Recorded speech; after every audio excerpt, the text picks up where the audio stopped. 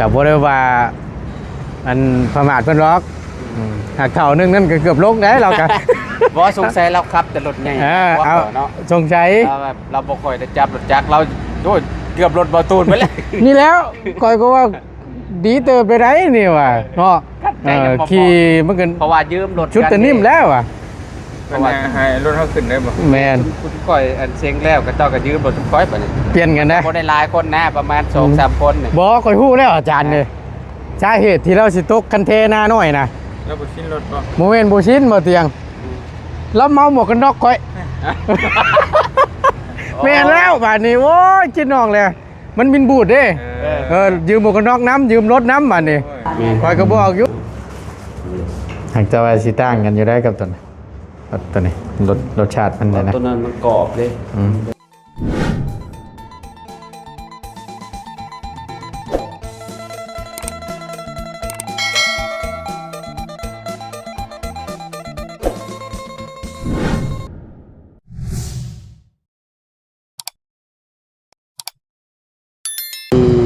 เซ็งใบกับขี่แล้วเนาะโดยยังไงแล้วว่าเซ็งเรียบร้อยแล้วเลยแต่บ่มื้อนี้กับมื้อเอิ้นเอาใบกับขี่ใช่เฮาคือมืดแต่บัดนี้คนโดโลว่าคือว่าลำปึดแต่บัดนี้มันถึกเด้มันอยู่มองนี่เด้ใครอยู่เนาะสิเมื่อแล้วบ่หรือว่าจังได๋ยังเป็นยังไปเช็คร่างกายอยู่บ่ไปชื่อขจี้เพิ่นที่คุณได้ใช้มีฟังอยู่ที่ในตัวแม่บ่แถวนี้ตลาดนี่บ่มีบ่แถวนี้มีตลาดลักแปดนี่แถวนี้มีดอกขจี้ไปได้ขจี้ใส่นุ่มที่ยังธรรมดาเอาเด็กมาสตูโคมี3 คนไปชิมไปกับพี่ดิเสียงไปกับขี่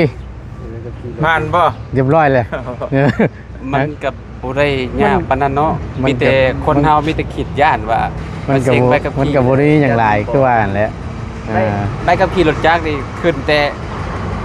เจ้าเก่งครับในคันหน้าแล้วก็พานแหละเนาะไปขึ้นมันสิขึ้นเนินเด้ไต่กันไต่คันหน้าทางเขาบ้านเทิมมันตัวนั้นยังยากกว่าเช่นแล้วว่าใหญ่คือกันแต่บางคนบอกเขาย่านว่ามันทุกสิ่งยากแต่มันก็บ่ยากแต่เขาเคยขับของอื่นมันยากยังเนาะแม่มันดึงเลยก็ปั๊บไปกันแล้วนอกจากแบบคนฮัดขับรถใหม่ๆเลยแม่นั่นนี่นั่นเขาซ่องเขายังเลยมาเบิ่งว่ามันบ่เป็นคือเฮาคิดน่ะนะก็เลยว่าโอ้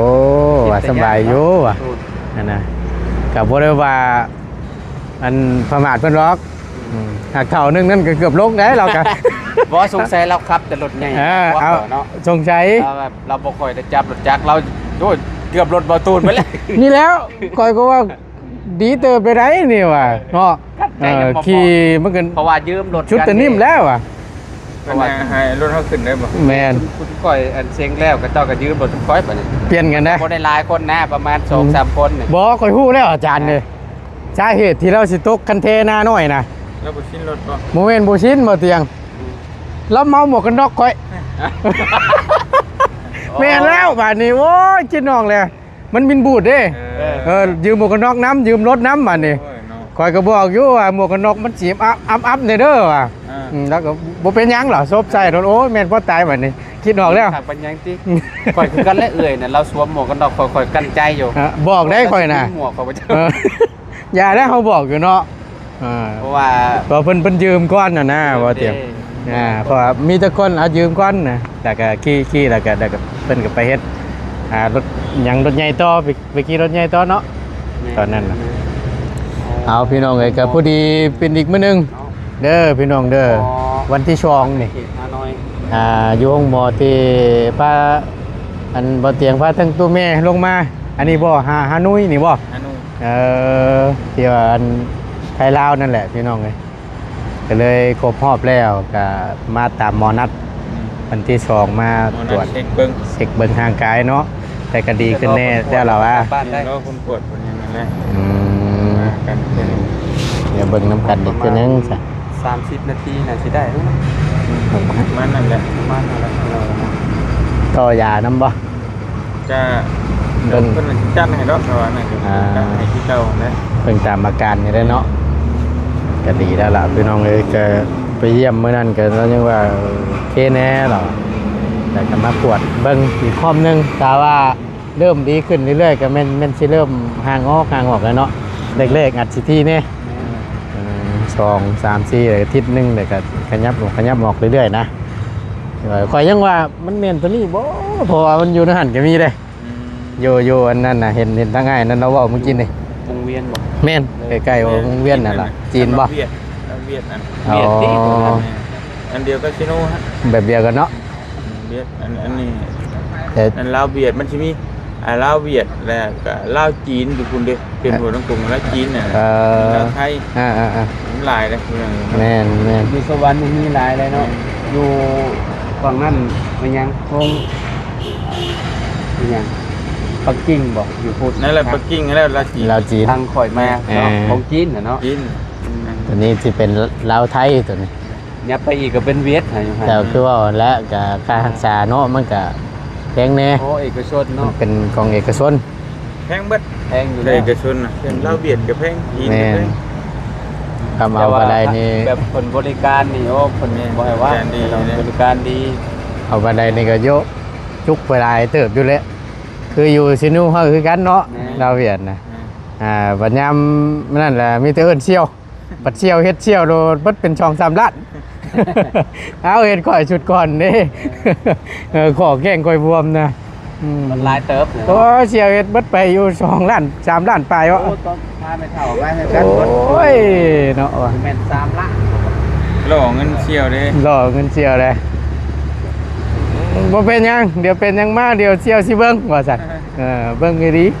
เบิ่งแล้วก็เอาเงินนี่ นี่ทำไมเลย ก็สิว่านะพากันลงมาพี่น้องเฮ็ดใบขับขี่กับอาจารย์2 คน ไปบ่ได้พาไปชื่อคนจีนว่าไป ฮะ ย่างไปบ่ ได้สิเป็นหยังไป จะเมื่อหรือบ่ ยัง รอคนไปนี่แล้ว เนาะ จีนไปให้เนาะ อยู่ตลาดหลักแปดนี่เนาะไปสันไปอาจารย์ไปดูว่าชิย่างเตะพุ่นไปน้ำบ่ออกกำลังกายน้ำบ่ เคยอยู่ใกล้ๆนี่ถามใน น่าสิมีอยู่หรอกเพราะว่ามันก็ใหญ่ได้ตลาดหลักแปด ฝั่งนั่นจะหาเดินไปเห็นกับจีนไปจีนชั่วโมง คือเนี่ยเนาะ ไปเนาะตอนนี้ก็ มาตัดภาพอีกวันนี้ก็พี่แล้บาดนี่เนาะสบายดีเด้อฮะ คันคุมเขาก็มี โดย ใช้ได้ปาน ผมเป็นหยังเจ้าได้เรียบร้อยแล้วไปซื้อกุจี เอามีแต่ว่านั่งรอก่อนเท่านั้นแหละเนาะจังหวะเตียงเอากุจีไปให้ทางตัวเมย์ก่อนว่าสั่นสีห่อนๆแน่น้อยหนึงมื้อนี้ก็ได้จากว่า ห้อนเป็นตากแดดมีห้อนขนาดนั้น เอานั่งตากแอร์ก่อนสั่นอาจารย์เด้ นี่ เรียนยังบ่จบ แล้ว เออ เรียนยังบ่จบเรียน ไปปกติหรือเปล่า แล้ว ไปรับ ว่าขึ้นบ่เดี๋ยวปกติอยู่บ่58ว่า 158 58 เอาเบิดเด้บ่เบิดต้องการ158ตรงนี้ไง 158คนจี เนาะ สร้างยะโอ้ยยังบ่ เมื่อวานเนี่ยกินยังมีแต่อ้วนเรากินแต่ข้าวต้ม ที่ลูกกินนมก็เตะกินได้ยังว่าถามมันด้วย มันกินใจยำเล็กๆแล้วบาดกระเพาะ บ่ตรงยางใหญ่นี่ครับตรงยางใหญ่นี่ จำเอา เอาตัวอ่อนมา ตัวอ่อนก็มีตัว ตัวอ่อนกับตัวนั่นเด้ ตัวเป็นแพ็คกันเด้ เออนี่เราไม่เคย แต่ว่ามันก็บ่มีนุ่ม เป็นบุ้มีนุ่มกระจับ โมมีเราไปแล้วนะ เพราะ ได้อ แต่ ยู่ ว่ามันอันนั้ เขา น ได้หยามเลยนะ แม่นพอมีแฮง เฮ้ยจำแค่นี้ก็ได้นมแล้วให้ มีอยู่ กินได้โดยหวานเลย หวานกะจีหวานน้ำทำเองนะ เนาะหวาน แม่ นะ หากจะว่าสิต่างกันอยู่ได้กับตัวนี้ตัวนี้รสชาติมันเลยนะ ตัวนั้นมันกรอบเลยมันเป็นกรอบ แม่น กินแล้วจะกิน ทางประตู ไปกินแล้วกัน ใจมันเนี่ยมันกรอบ ห้องท่องกันแล้ว มันมีข้าวจ้ามีแต่ว่านี่น่ะ กินเลยบ่ กินน้ำมันห่างอ๋อ ฉันเรียกมันจังเมื่อยนะเนาะ กันในห้างน้ำลูกขึ้นอย่างอย่างนั้น แม่นแล้ว วันนี้พวกขึ้นอย่างเตรียมชื่อว่ากินรถก็ มันไปกินปลากันข้าว แมน บ่เวลาหาออกแล้วมันแบบรู้สึกในป่ามันก็กินแบบบ่ดีแล้ว แม่ มันก็เฮ็ด แบบอย่าง บ่อย่างนึงเลย มันเห็นให้เขาเบื่อไปเลยเนาะ เบื่อกินยังคือห่างจะมองเลย ยำเด็กๆนะ เป็นจีก็จะคิดกระเพาะนะเป็นจี โอ้เวลามันอันนั้นมันแบบคือว่าอะไร คนกิน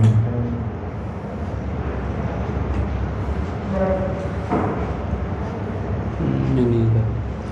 โอ้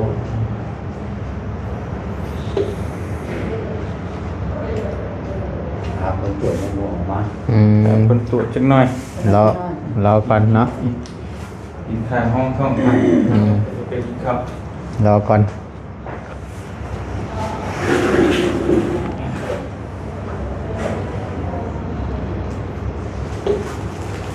เจ้าเจ้าว่างเขาว่าเจ้าเต็มมันออก บ่ ไม้ตัว กันยามเลย มือเช้านี่บ่ กินนี่ กินนี่อ๋อ กันยาเพื่อนเลยหลังไม่หมอ เรารอแล้วมันนัดไปแล้วมันตรวจออกมาแล้วว่าจัก จังว่าบ่เตียงไปเบิ่งอยู่เมื่อกี้ก็ได้ว่าจังว่าผู้ดีเฮาก็ลงมา สอบ เฮ็ด ไปพี่ ใบกับขี่ได้ก็เลยว่าพาทางบ่เตียงละโตว่าบ่ดีละทั้งตัวแม่ก็มากวดว่าซั่นก็ได้ว่าโดยขอบใจเจ้า เป็นยังไง แต่เดี๋ยว เขาไปเห็นเลย เฮ็ดแล้วร้อยตัวผ่านแล้ว ผ่านแล้วก็ ขี่คันหน้าได้เลยอยู่ทางบ้านเฮานั่นผ่านตอนนั้นมันทั้งนี้ก็สบายอยู่ ก็บ่ได้มีหยังหลายเนาะอาจารย์เนาะ เขาบอกว่ามันเฉลยไว้ มันมีแต่โอ้มันสื่อบ่ได้งอเนาะขึ้นแต่ว่ากระเจ้าเฮ็ดแบบว่าเป็นเนินไว้นะมีแต่แล่นตรงไปเลยคะแนนเอาใส่เลขต่ำมันอยากลงแบบนั้นคืออ้ายอันนั้นเด้ เสเด็กหนึ่งมันโหลดอยู่แล้วเนาะ ไอ้ที่ว่ายืมรถเจ้าขี่นะเราแบบจนสิล่ม เกือบ เรา ตก ใส่ กัน เลข นะ หนึ่งแล้วใส่เลขหนึงอันนั้นน่ะ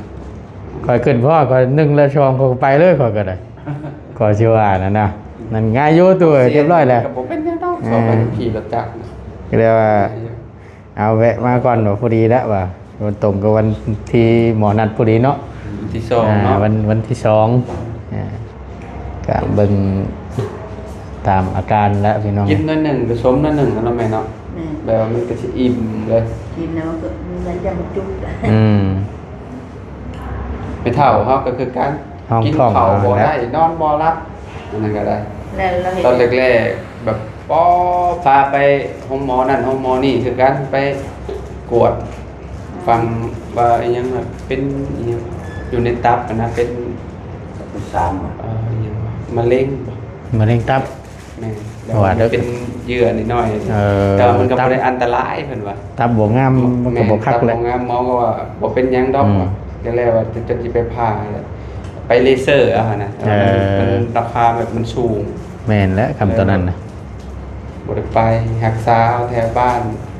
มาหาหมออยู่เด้อยู่ห้องหมอเวียดเซโนนะก็เจ้าตรวจแหละเราก็กินข้าวบ่ได้ แบบป้อกินหน่อยหนึ่งผสมหน่อยหนึ่งนะเนี่ยอันหนึ่งแน่ มันก็บ่บ่ฮักเนาะ สมอยอยู่หมอว่าเป็นหลายโรคคือกันได้แล้วอะไร แล้วเราเช้าเลยดิ กับบ่เศร้ากับพอแต่ทุลุงทุเลาอะไรก็คือครับนั่นแหละ ก็อยู่ได้เนาะ พออยู่ได้ ต่อยา บรรเทานะ เทื่อห ว่า นึ่ แล้ว งส กั อน งเทื่ออะไร แม่นบ่ให้เช่าดอกบ่เช่านะ ให้มากวด พอบรรเทาไป ให้มันดีมันบ่ดี อืม บ่เป็นแต่โดนแหละเราก็ได้ เรายังนอนบ่หลับเด้เรานอนบ่หลับเป็นโรคประสาทนำ แม่ก็เป็นคือกันบ้านนอนมาหลับ มันนอนหลับก็นอนหลับอยู่แบบ มีแต่ชื่อยาระงับให้กินตลอดได้แม่ แม่บ่ได้สูบกินเนาะ ชื่อโอ้เราบ่กินแล้วนอนบ่หลับ แต่เพิ่ มื้อนั้นเฮาก็ไปเอาอยู่สวรรค์น่ะ เอา เวลาสุด ทาง หนึง ก็บุรีเด้อ แต่พอนอนได้ก็นอนไป แม่นบุรีเด้อคำว่าใช้ยาระงับ บ่ได้อีหลีนี่น่ะ อ่า บ่หลับบ่นอนอีหลีแบบ จำเป็นต้องได้กินว่าติ จะเป็นต้องได้กินเพราะว่าบ่ได้งีบได้หยังคนถ้าบ่นอนเนาะ แต่ มัน ก่อน ก็ นั้น ปู้ นี่แต่ มัน บ่ ก็ ป มื้อ วด นะ นะค่าเป็นลงท้องเลยเนาะมันก็นอนยาก อืม พี่โอ้นอนกลางเว้นก็รับกลางเว้นเลย อืม อืม ฝนชอดๆได้เนาะ เออ ใครอยู่ค่ะได้นอนได้หยัง เออ เพราะหานาที รับง่ายว่าซั่นซะ ง่ายถ้าว่าเป็นลงท้องลงหยังมันเป็นแม่นี่แหละมันโดดอะไร อืม ที่แม่นอยู่ว่าเป็นพยานก็บ่ได้เป็นธรรมดาเนาะ อืม พอไปพอมาไปใส่ก็ไล่กินข้าวไปเซ่ ก็สิเป็นก็บ่ได้หยังเนาะก็ปรับมันแล้ว ขามือมาเตียงข้าไปโตยามุกกันไหน อืม ลงท้องเป็น จะ เลย จะว่าพิษเฮ็ดคือเจ้าเว้าก็บ่จักเฮ็ดเพาะเฮ็ดหยังหันเนาะ แต่ว่ากินแต่ แล้วบางทีแบบธาตุถ้าบ่หลับเด้ อืม ใส่ปลาหยังก็แม่นใส่ปลาแซลมอน เอ มัน อ บ่ ไปซะมั่ง ก็นี่แหละ บางทีเฮ็ดมันเนาะฮู้อยู่แล้วว่าเฮ็ดมันเป็นจังได๋เนาะเฮ็ดเพาะเฮ็ดหยังเนาะ คือว่า บ่ได้ แล้ว สดเด้ เฮ็ดพ่อเฮาขนาดว่าเฮาแข็งแรงแท้ๆนะกินนั่นก็ยังต้องอืดต้องเฟ้อขึ้นนะเฮ็ดพ่อนั่นก็ ไป ได้ บ้านไปหามาใหม่นี่กันกินอยู่ เออ ไม่ใช่ว่าเขาไปหึงเนาะ แม่นเพิ่นอยู่แล้วเจ้าแช่แข็งเมียน เลยก็นั่นไหนเนาะ แม่ เจ้าว่าเรื่องอาหารการกินนี่อยู่สำคัญได้ อืม แน่นอนแล้วตอน สำคัญแน่นอนพี่น้องแต่ว่าก็คือแบบเฮาอยากหยังเฮาก็ตามใจเฮาหั่นน่ะ เว้ยนี่ก็ลูกชายสร้างให้เอง ก็จะว่าอยากให้แม่กินแซ่บๆนั่นแหล้วเนาะ เพิ่นสร้างกินอันโกงนั่นคือนอกเพิ่นอ่ะ อ่า ทุกเจ้าสิกินยังไงกินของกินตื่นแต่ตัวสร้างให้ อืม อืม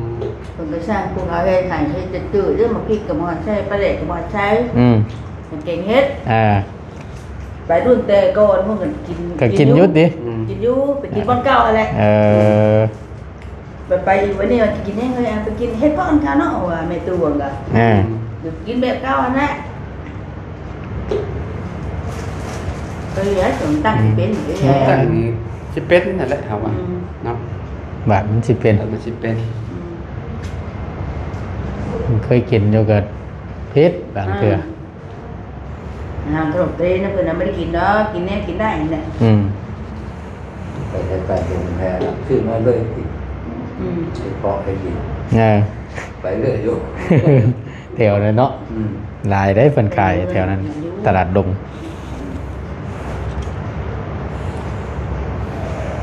พาไปปักช่องฉะนั้นก็มาเวชื่อไปส่ง อืม เพราะกิน ยามันหลายเลยเกาะเนาะอันยามันมีมันก็หลาย กินอยู่คือจังว่าแซ่บอยู่ได้เนาะอ่า แซ่บอยู่ เฮ็ดดินเฮ็ดพ่ออันใด เฮ็ดเพาะอันหยังเฮ็ดเพาะ พอสิว่า อันนั้นว่ะแซ่บว่ะเพาะพายนี่ก็บ่บ้านได้อีก อืม ให้ว่าแซ่บดีก็บ่แซ่บตัวกินในอื่นบ่ได้นะว่าอะไรกันนะ เออ เดี๋ยวกินกุ้งกินมาหมกปลาหมึกได้บ่ได้ อาหารทะเลบ่ได้ว่าซั่นซะ ทะเลนี่ก็เจ้าบ่ให้กิน บ่ได้กินแม่ไม่กินเตือ เนาะ คือได้นึงหรอกเอาเพราะถ่ายแต่คนที่ดินดำ อืม คนหนังตัวเพราะถ่ายแล้วเขาก็ เอาไปเลยเนาะทางหมอเพิ่นก็มาแนะนำเนาะ อ่า ทางพ่อแม่ก็เรา หมอ เนาะ เป็นมาบอก เพิ่นก็ กินนี่ โดย ให้ กูกินน่ะ ให้กินได้ผลไม้ เป็นบางชนิด เป็นบางชนิด อืม กล้วยก็ขันดำก็หมากนึง ไปถึงนิดนึง เขาเขา ถึงนึงซะ เป็นมา เพิ่งมา เที่ยวง่ายๆเต็มที่นี่มื้อหนึงนี่มากนึงซะ แม่น อืมตอนเช้าจักครึ่งนึง กินย่างละหน่อยนะ อ่า แน่กินได้เดี๋ยวกินกันเกี่ยวข้าว อยากยังครับเนี่ยเจ้าอยากเนี่ยอาหารที่เจ้าอยาก เออถือด้วยนะ อืม ไปบอกแล้วดอกไม้บ้านเนาะเด็กดอกไม้พี่กระเพาะก็จะได้เห็ด อยา ก่ ก อน เห็ เห็ น ดก่อน อยากอยู่เนาะ เนาะเนาะ เฮ้จันเนาะ ระวังกบกินเนี่ยยังบาย่าง คลับมาแล้วตัว รับมาเนาะ อ่า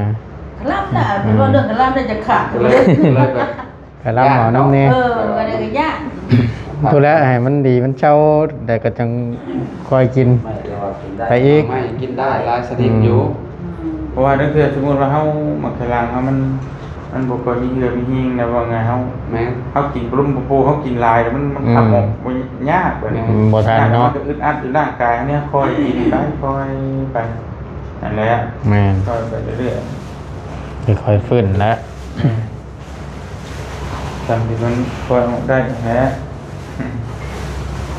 ใช้ดอกขจีก้อนหนึงเด้อเลย